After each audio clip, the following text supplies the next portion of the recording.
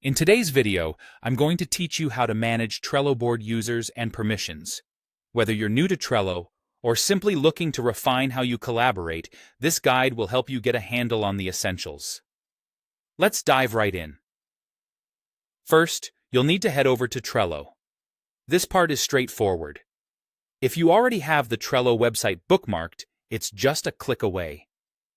Alternatively, you can type Trello into your search engine and navigate from there. Once you've arrived at the Trello homepage, the next step is to select how you'd like to log in. You've got multiple options here. You can log in using your Trello account directly or opt for single sign-on methods like Google or Microsoft.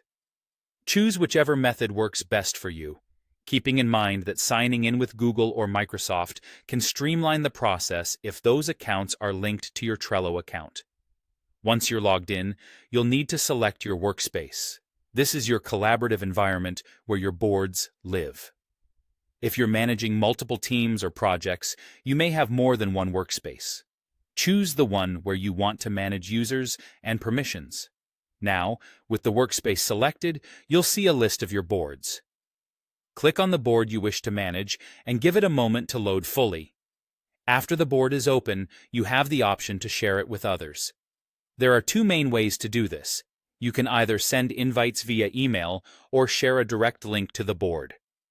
Sharing via email is useful if you're adding someone new to your team or need to ensure someone receives their invitation directly.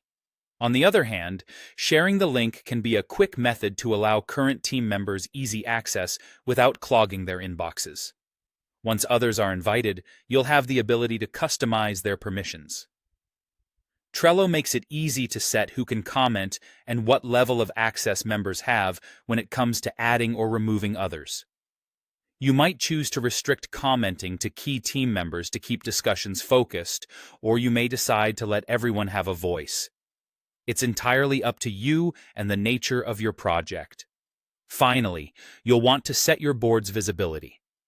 Trello provides several options here: private, workspace, organization, or public. A private setting means only you and the members you've invited can see the board.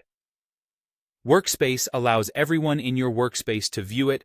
Organization means anyone in your linked organization has access, and public opens it up to anyone, which could be useful for open community projects or example boards. And there you have it. You're now equipped with the knowledge to manage users and permissions effectively on your Trello boards. I hope this guide helps streamline your workflow and enhances your project management experience.